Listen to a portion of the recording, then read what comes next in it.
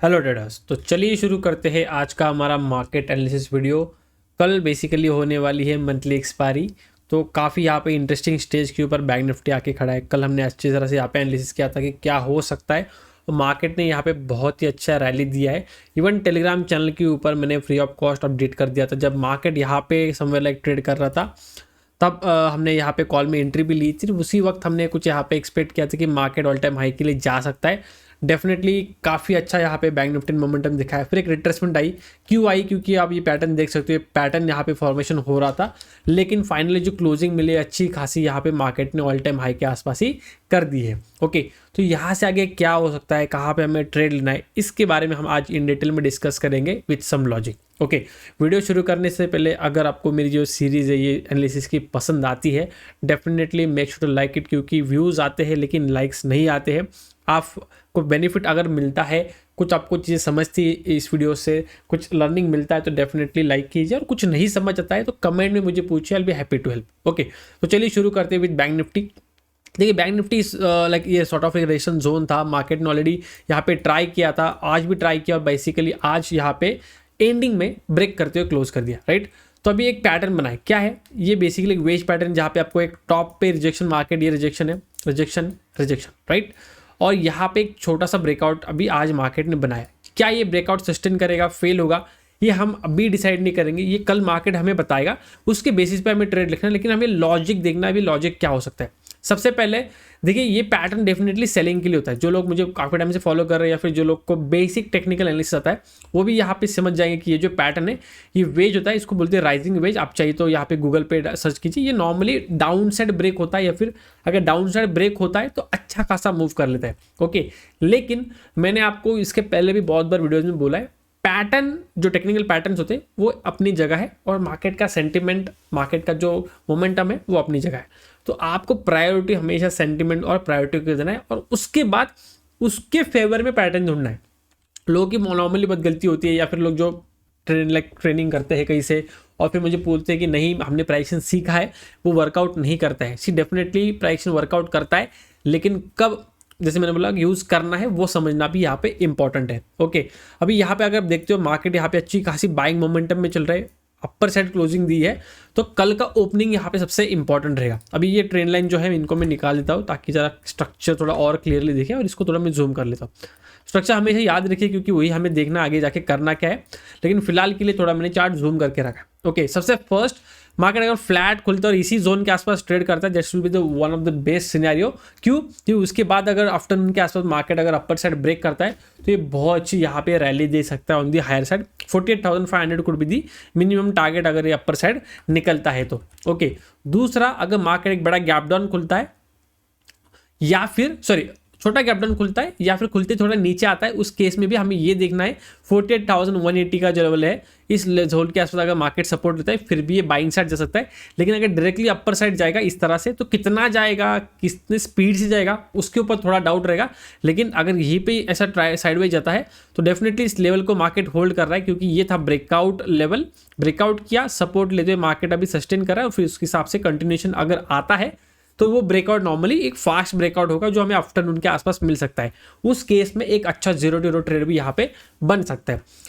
दूसरा कंडीशन क्या हो सकता है कि फ्लैट खुला, हल्का फुल्का गैप डाउन, या फिर नीचे गया और फिर ऊपर आया। दोनों केस में हम बाइंग का सोच रहे हैं, राइट। लेकिन अगर मार्केट एक बड़ा गैप अप खुल जाता है, जैसे मार्केट इस जोन के आसपास खुल जाता है, उस केस में मार्केट यहाँ पे थोड़ा साइडवेज जाने के चांसेस बढ़ सकते हैं। डेफिनेटली एक फॉल आ सकता है, कंटिन्यूएशन ऊपर जा सकता है, लेकिन थोड़ा वो रैंडम होगा। उसके ऊपर एक क्लियर डायरेक्शन अभी तो एटलीस्ट नहीं बता पाऊंगा। डेफिनेटली जब मार्केट में पैटर्न बनेगा, कैंडल्स बनेंगे, तो वहाँ पे मैं कुछ एनालिसिस कर सकता हूँ, एंड उसके बारे में मैं आपको अपडेट टेलीग्राम के ऊपर दे सकता हूँ, जैसे मैं देता हूँ डेली। तो जब भी कुछ अच्छा दिखता है, जैसे आज बोला था कि अगर 48,000 लेवल के ऊपर सस्टेन करेगा, मॉर्निंग में बोला था जब मार्केट यहाँ पे था 48,000 लेवल के ऊपर सस्टेन होगा तो market all time high touch करेगा, राइट। तो उसी के बेसिस पे आपको नॉट एग्जैक्टली मैं ट्रेड दूंगा, लेकिन एक आपको इंडिकेशन दे दूंगा कि मार्केट में चल क्या रहा है और कौन सी लेवल हमारे लिए इंपॉर्टेंट है। तो अगर आप मेंबर नहीं हो टेलीग्राम ग्रुप के ऊपर, डिस्क्रिप्शन बॉक्स में आपको लिंक मिल जाएगा, आप वहाँ से ज्वाइन कर सकते हो। ओके, दूसरा, एक अगर मार्केट बहुत बड़ा गैप डाउन खुला है, बहुत बड़ा गैप अप खुला, तो मैंने बोला आपको थोड़ा अवॉइड करना, थोड़ा वेट एंड वॉच। अगर कुछ रेंज सिनेरियो बनता है, आपका सेटअप बनता है, आप ट्रेड कीजिए।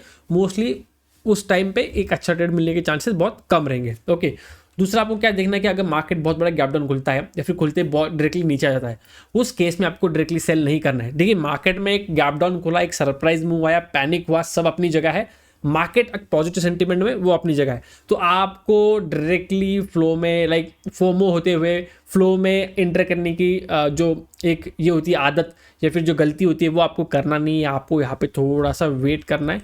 अगर मार्केट गैप डाउन खुलता है आपको देखना है कि क्या वो 48,000 लेवल के नीचे सस्टेन होता है या नहीं।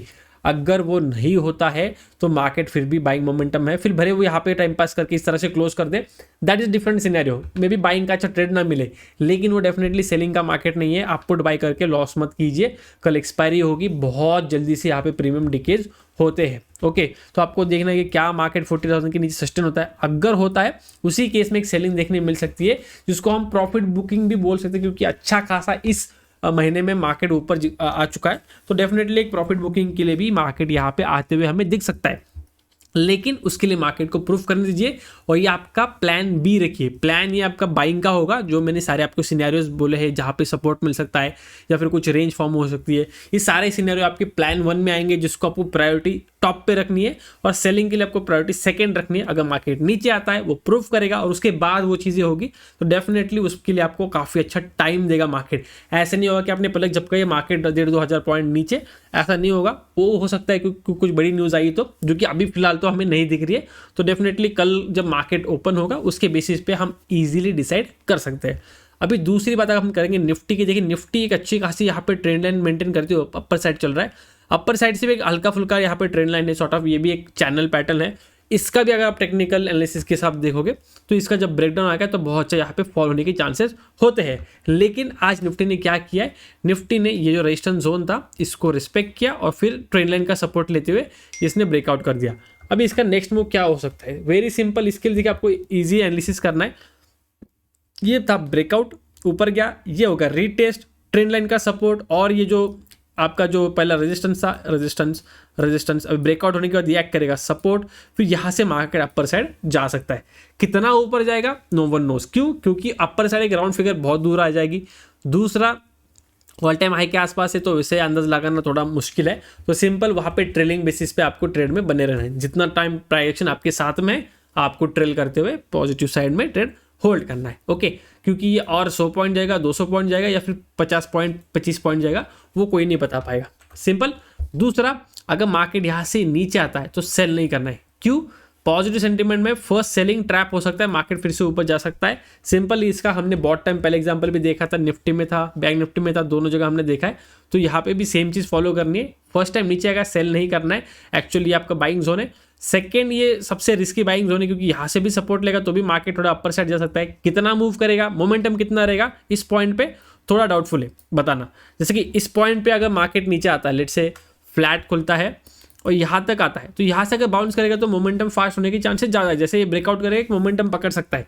लेकिन अगर फ्लैट खुलता है, गैप डाउन खुलता है, what ever it is, and फिर उसके हिसाब से यहाँ तक आता है, फिर यहाँ से अगर बाउंस आता है तो कितना बाउंस आएगा और कितने स्पीड से आएगा वो थोड़ा बताना मुश्किल है। ओके लेकिन डेफिनेटली ये हमारा सेकेंड थोड़ा रिस्की सॉर्ट ऑफ लेवल होगा बाइंग करने के लिए।